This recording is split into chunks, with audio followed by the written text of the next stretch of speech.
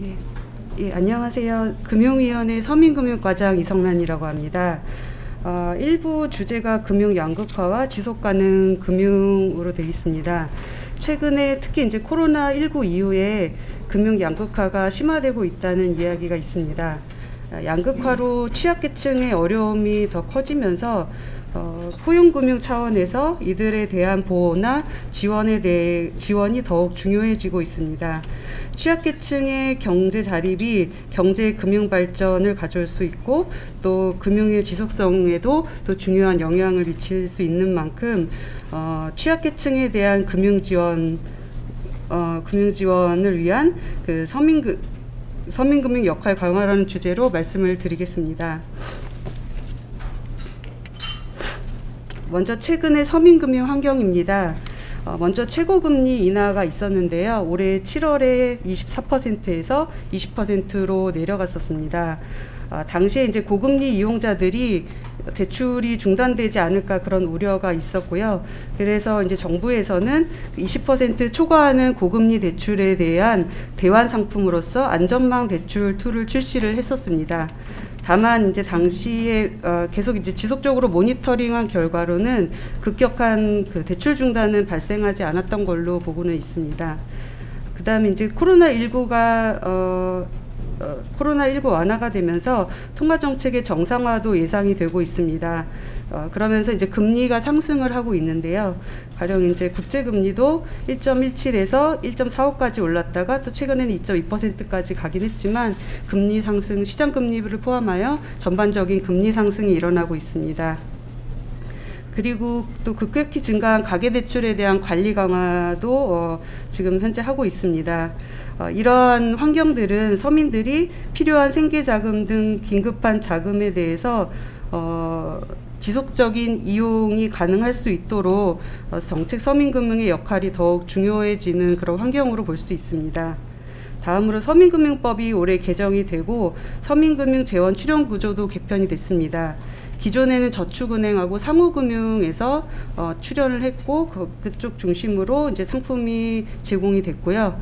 이번에 이제 서민금융법 개정으로 은행과 여전 그리고 보험까지 이제 출연을 하고 있습니다. 다음으로 정책 서민금융 공급 현황입니다. 보시다시피 지속적으로 정책 서민금융이 공급된 이후로 지속적으로 증가를 하고 있습니다. 그래서 올해 4월 기준으로 누적으로는 약 60조 원이 공급이 됐고요. 올해는 9.6조 원을 목표로 하고 있습니다. 그리고 내년에는 10조 원 수준의 공급도 지금 목표로 하고 있습니다. 다음으로 정책 서민금융 상품에 대해서 좀 간단히 말씀을 드리겠습니다. 정책 서민금융은 현재 다양한 상품을 통해서 공급이 되고 있습니다. 이거는 이제 다양한 대상에 맞는 상품들을 마련을 해서 하고 있는데요. 기본적인 대상은 저신용 저소득자들입니다. 보시다시피 이제 가장 이제 기본적인 정책 지원 대상은 신용평점 하위 20%, 그리고 연소득 4,500만 원 이하이거나 안 그러면 연소득 3,500만 원 이하자들입니다.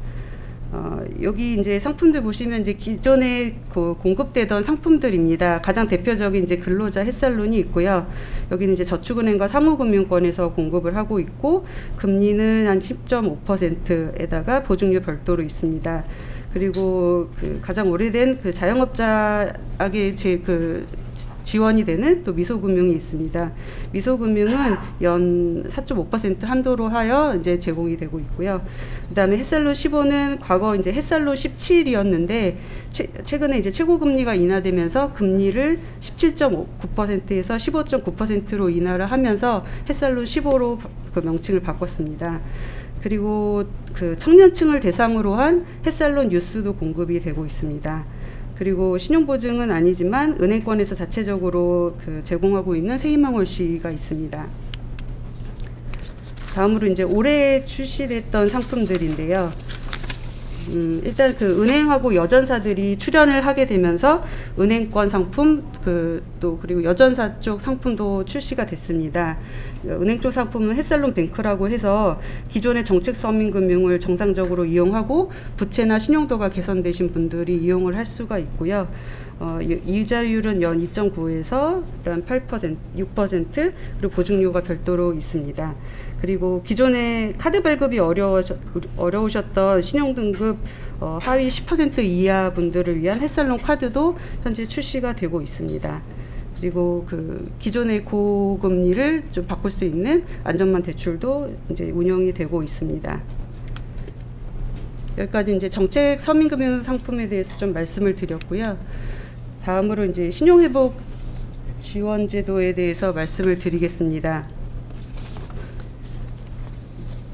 신용회복 지원제도는 저희가 이제 크게 그러니까 제도가 그동안 이제 제도가 많이 개선이 되면서 사실 이제 연체 이전부터 해서 그 연체 기간에 따라 제도는 촘촘히 마련이 돼 있습니다.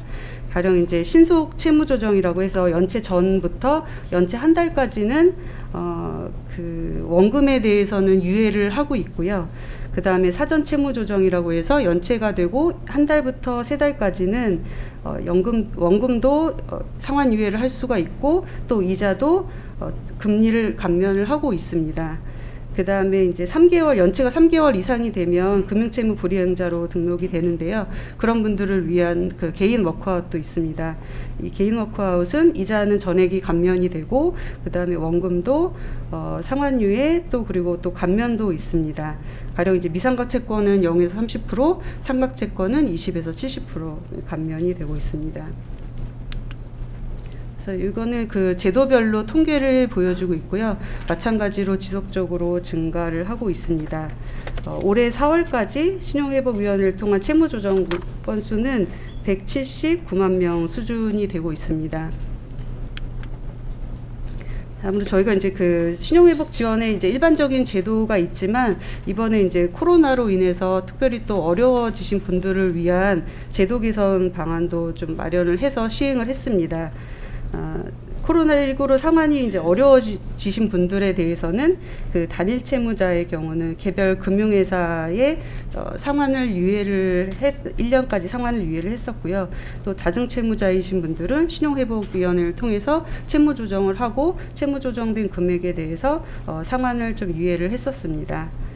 그리고 그 개인 연체채권 매입펀드를 신설을 해서 금융회사들이 대출 채권을 양도를 할 때 일반적으로 뭐 대부업체가 아니라 매입펀드를 통해서 양도를 할 수 있도록 그렇게 했습니다. 이제 당시에 뭐 과도한 추심 같은 것도 좀 방지를 하고, 그리고 또 채무 조정도 좀 활성화하기 위해서 펀드를 마련해서 운영을 했습니다. 그리고 올해 또 만기 연장하고 은행권의 만기 연장 상환 유예가 있었는데요. 그때 이제 폐업 등으로 이제 상환이 어려우신 분들을 위해서 또 추가적인 제도 개선이 있었습니다. 가령 이제 신속 사전 채무 조정의 경우에는 기존에는 다중 채무자만 가능했는데 단일 채무자까지 포함을 했고요. 또 사전 채무 조정 이자율이 기존에는 약정 이자율이 50%로 일률적으로 돼 있었는데 채무 과중도에 따라서 30에서 70%로 조정하는 것으로 이렇게 바뀌었습니다. 그리고 조정 이자율의 상한도 전체적으로 인하를 했습니다. 그리고 코로나19 피해를 입은 자영업자분들을 위해서 한시적으로 이자율은 추가적으로 10%포인트 인하를 하도록 하였습니다.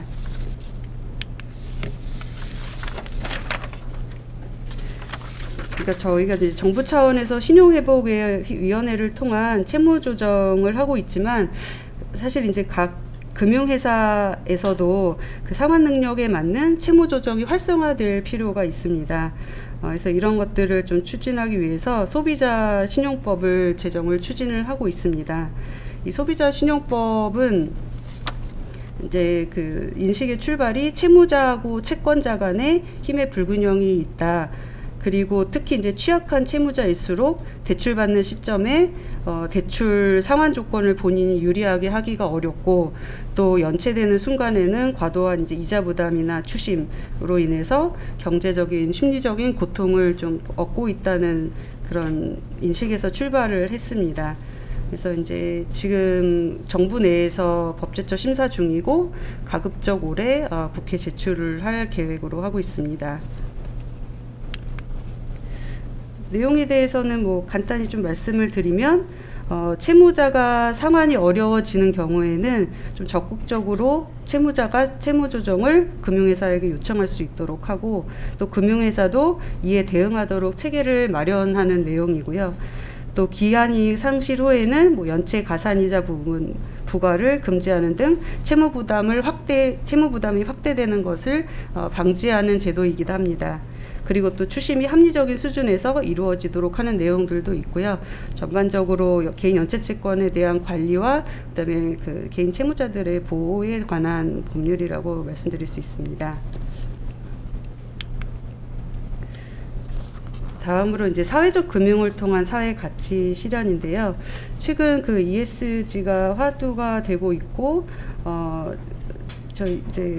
주로 이제 환경적인 차원에서의 접근이 많이 이루어지고 있지만, 그 사회적인 가치에 대한 부분도 좀 저희가 신경을 써야 될 것 같습니다. 그래서 이런 기업의 사회적 가치 역할을 부각을 시키고, 또 기업이 경영 활동을 통해서 사회 가치를 실현하기도 하지만, 사회 서비스 자체를 공급하는 기업들이 있습니다. 가령 뭐 사회적 기업이나 이런 종류의 기업들인데요. 그 기업들의 지원을 통해서 사회 서비스가 제공이 될 수 있도록 정부가 지원을 하고 있습니다. 그래서 이제 사회적 경제 기업에 대한 자금 공급이 지속적으로 확대가 되었습니다. 18년도에 1937억 원 수준이었던 것이 작년에는 이제 5,700억까지 증가를 했었고요. 그리고 이 사회적 경제 기업 등에 투자하는 사회투자 펀드도 작년에 연 250억 원 조성이 됐고, 또 올해는 500억 원 조성이 되었습니다. 그리고 사회적 경제 기업 관련해서 데이터나 그 평가 시스템 등 인프라도 이제 중요하기 때문에 이런 부분에 대한 확충도 지금 하고 있습니다. 그래서 사회적 경제기업 DB를 만들어서 현재 26,000여 개 기업에 대한 DB가 있고요. 또 신보 중심으로 표준 사회적 경제기업 평가 시스템을 만들어서 이것을 이제 전 기관에서 좀 활용할 수 있도록 이렇게 확산을 했습니다. 앞으로도 정부에서는 사회적 가치를 또 또 평가할 수 있도록 그런 체계를 만들어 갈 예정입니다. 네, 이상 마치겠습니다.